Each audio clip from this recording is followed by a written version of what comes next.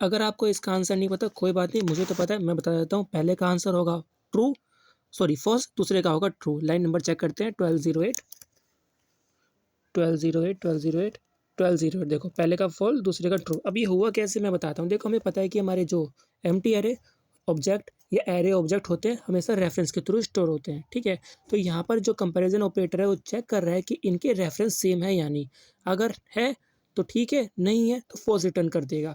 तो इसलिए यहाँ पर ये फॉल्स रिटर्न हो गया। लेकिन इस केस में ट्रू कैसे हो रहा है। अब एक चीज़ नोटिस करो, यहाँ पर सबसे पहले जावास्क्रिप्ट ने कोई चीज़ चेक नहीं करी, बस इसके रेफरेंस के थ्रू चेक करके ही हमें फॉल्स का आंसर दे दिया। लेकिन इस केस में रेफरेंस का चेक क्यों नहीं हुआ, क्योंकि यहाँ पर दोनों एम्प्टी थे। वो इसलिए क्योंकि यहाँ पर लगा है नॉट ऑपरेटर। तो जावास्क्रिप्ट बिना कोई नॉट ऑपरेटर को इवैल्यूएट किए हुए या इसका कोई रिजल्ट चेक किए हुए किसी भी चीज़ का रेफरेंस का या डेटा टाइप का उससे कंपेयर नहीं करेगा।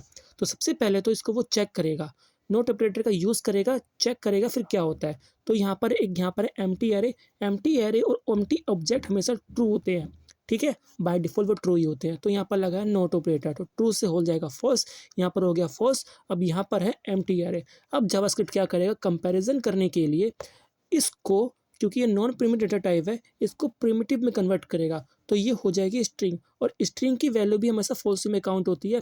तो फिर वो हो जाएगा ज़ीरो, और ज़ीरो, और यहाँ पर भी फॉल्स है तो यहाँ पर भी हो जाएगा ज़ीरो। तो ज़ीरो ज़ीरो हो जाएगा ट्रू, जिस वजह से आपको आंसर मिलेगा ट्रू।